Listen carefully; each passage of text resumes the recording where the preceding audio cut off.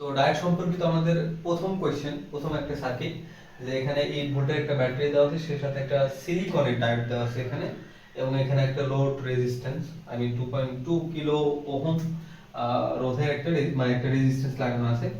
তো কোশ্চেন করছে যে for this configuration find VD, VR and ID.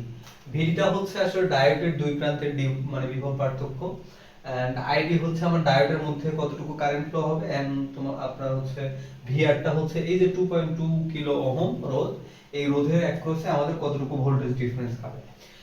তো এখন এই যে ডায়োড সম্পর্কিত সার্কিটটা সলভ করার সময় মানে আগে আমি হচ্ছে পূর্বের ভিডিওর একটু গুলো একটু রিক্যাপ করি। সেটা হচ্ছে যে এই ডায়োডটা এই অবস্থায় কি আছে, আমরা আসলে আস্তে আস্তে এই স্টেপগুলো শিখবো। আমরা ডায়োড থাকলে, সার্কিটে ডায়োড থাকলে আসলে আমরা কিভাবে সলভ করব।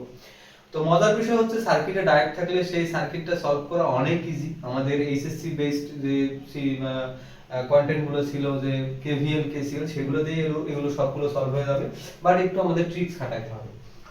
তো এই যে ডায়োডের এই যে পাশটা, এটা হচ্ছে আমার পি, এটা হচ্ছে আমার এন, ঠিক আছে। তাহলে পি পাশ আছে হচ্ছে প্লাসে, আর এন পাশ আছে আমার হচ্ছে নেগেটিভে। অথবা এখান থেকে যে কারেন্টটা বের হবে সেই কারেন্টের ডিরেকশন আর এই যে ডায়োডের যে কি বলে অ্যারো ডিরেকশন, এই দুইটা কিন্তু সেম, তাই না? তাহলে এই অবস্থায় আমরা বলবো যে ডায়োডটা কি অবস্থায় আছে, ফরওয়ার্ড বায়াসে আছে, ঠিক আছে।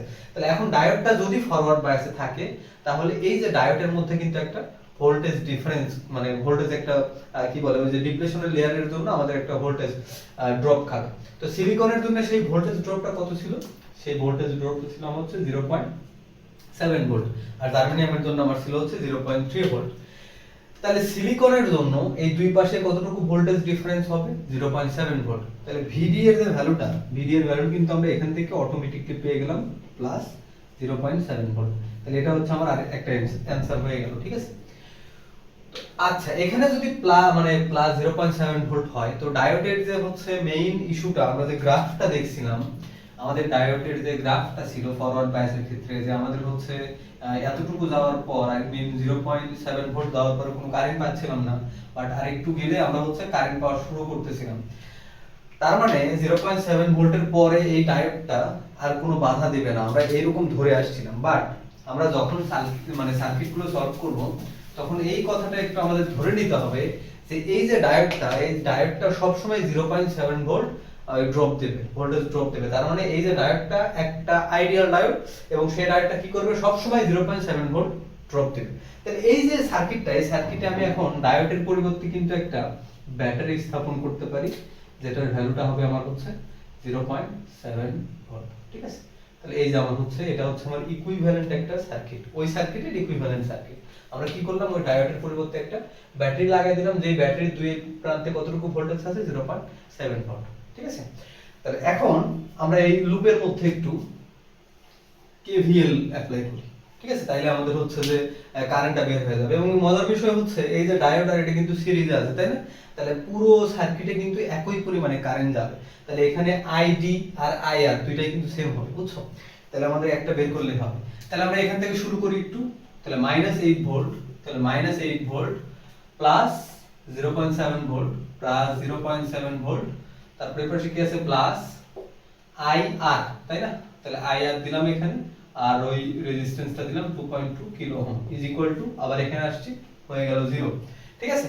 তাহলে এখান থেকে যদি আমরা আইআরটা ক্যালকুলেশন করি, IR into 2.2 kilo ohm is equal to, এটা থেকে এটা বাদ দিলে থাকবে হচ্ছে 7.3 ভোল্ট।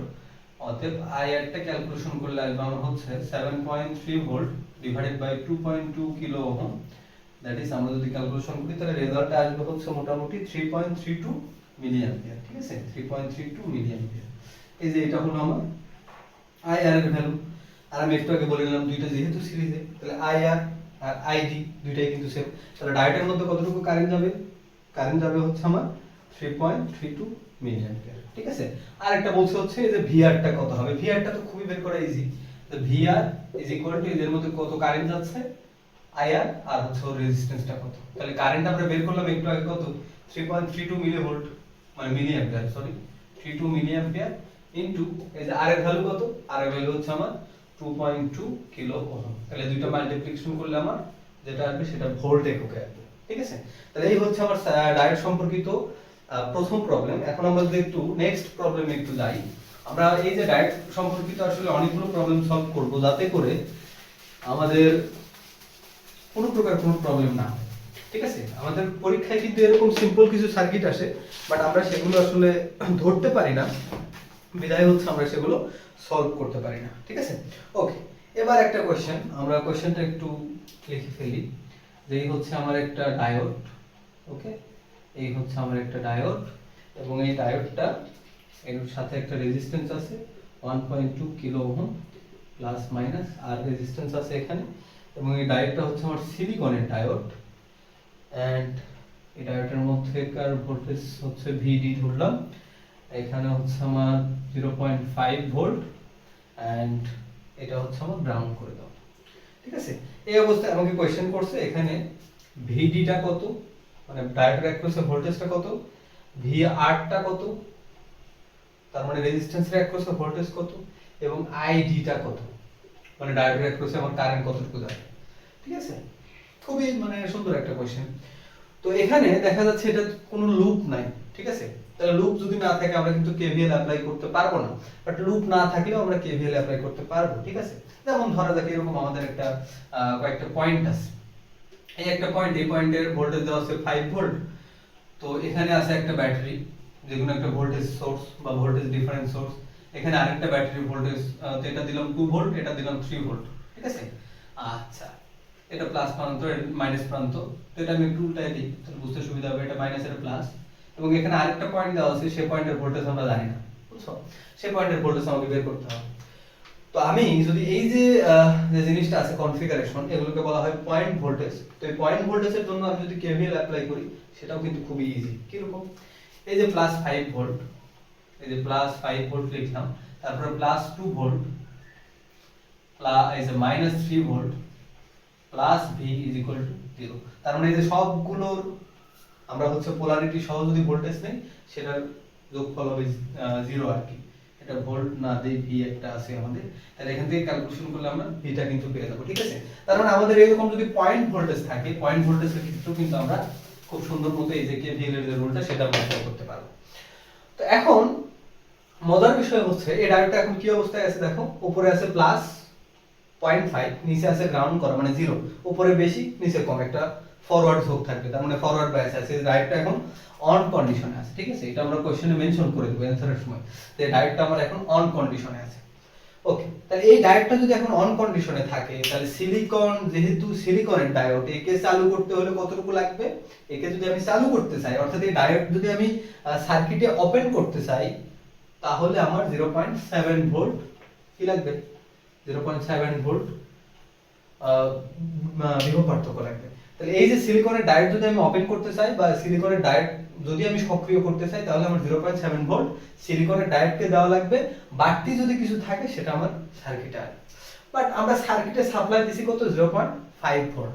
তাহলে 0.5 ভোল্ট যেহেতু সাপ্লাই দিছি, তাহলে ডায়োডের মধ্যে তো 0.7 ভোল্ট তো পাবেই না, কারণ 0.7 ভোল্ট নাই ওখানে।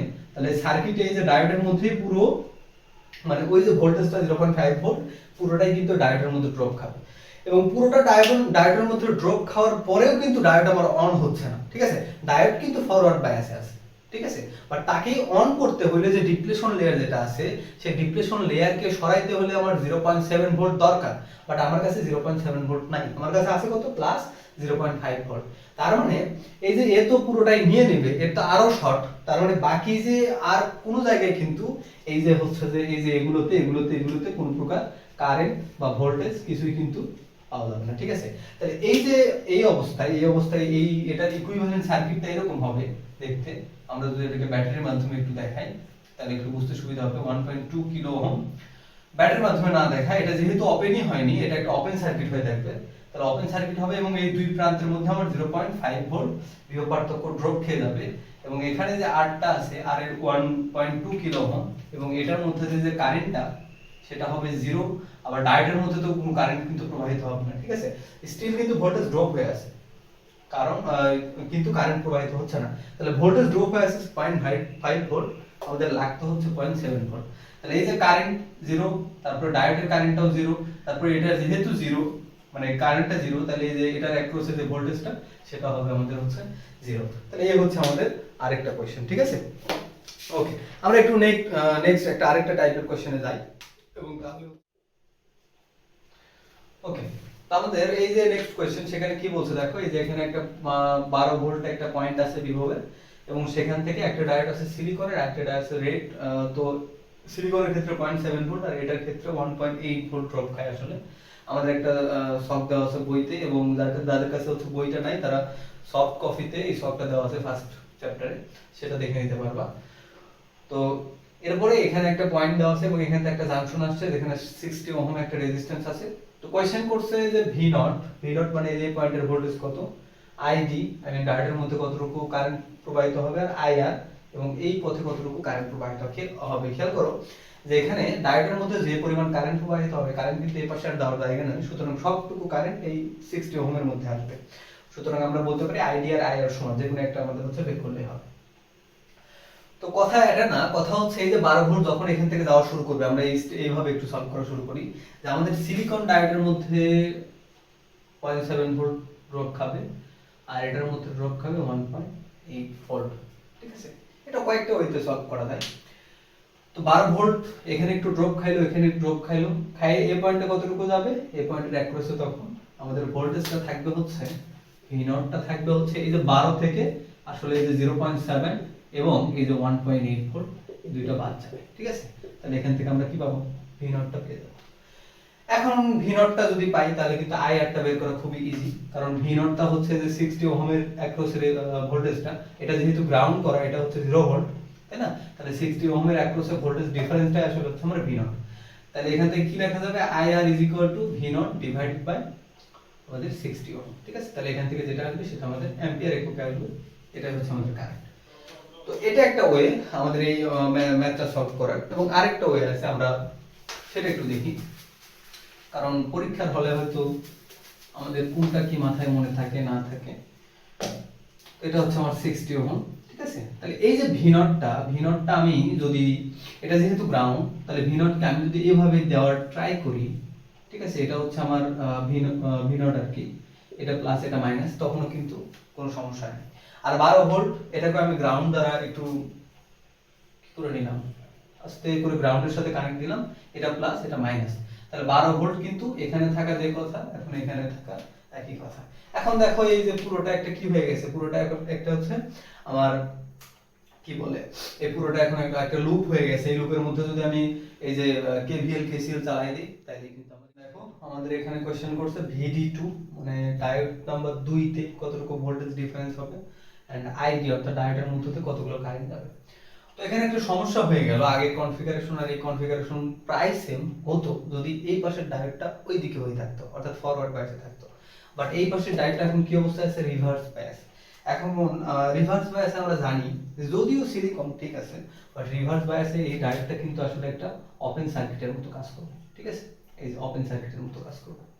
ওকে, তাহলে এটা যদি একটা ওপেন সার্কিটের মতো কাজ করে, খেয়াল করে এটা সিলিকনের ডায়োড, আমরা VD2 এটা বের করব, এটার দুই পাশের অ্যাক্রস ভোল্টেজটা কত, এবং এটা যদি ওপেন সার্কিট হিসেবে কাজ করে অবশ্যই এটা মাথায় রাখবা যে একটা সার্কিটে যখনই একটা লাইনে কোনো একটা জিনিস ওপেন হয়ে গেছে তখন এই পুরো লাইনটাই ওপেন সার্কিটের মতো কাজ করবে। ঠিক আছে, তখন এই যে সিলিকনটা, এই সিলিকন তখন থাকা যায় কথা, তখন না থাকাটা সেম কথা হয়ে যাবে। ওকে, আচ্ছা, তাহলে দেখো এই যে 20 ভোল্ট, এই 20 ভোল্ট পুরোটাই কিন্তু এখানে এসে ড্রপ খাবে, কারণ ওই পাশে আর যাওয়ার রাস্তা নেই। তাহলে VD2 আমরা কি লিখবো, পজিটিভ 20 ভোল্ট। এখন এই পুরো রাস্তা যেহেতু মানে ওপেন আর কি, এখানে যাওয়ার কোনো পথ নাই, পুরো 20 ভোল্ট কি হলো, এখানে ড্রপ খাইলো। তো এখন পুরো 20 ভোল্টই যদি এখানে ড্রপ খায় তাহলে কিন্তু এই যে V0টা, এই V0 এর মানটা কিন্তু হবে 0, কারণ এই পাশে কোনো প্রকার ভোল্টেজ যাবেই না, ওপেন সার্কিট হয়ে আছে। তাহলে V0 যদি 0 হয়, এই পাশে আর এই পাশে অ্যাক্রসে যে ভোল্টেজটা সেটা যদি 0 হয়, তাহলে এই যে এই পাশে কোনো প্রকার কারেন্ট প্রবাহিত হবে না, তাহলে এটা আইটা হবে আমাদের 0। তো ডায়োডের যে প্রবলেমগুলো সেটা এগুলো আসলে খুব ইজি প্রবলেম। তো আমরা নেক্সট আরো কিছু একটু ডিফিকাল্ট কিছু প্রবলেম দেখব। তো এগুলো একটু মোটামুটি কম্পারেটিভলি ইজি ছিল, এবং ডায়োডের হচ্ছে এগুলো সবগুলো মোটামুটি সিরিজে ছিল। তো এখন আমরা কিছু সিরিজ প্যারালাল মিলিত কিছু ডায়োড দেখব।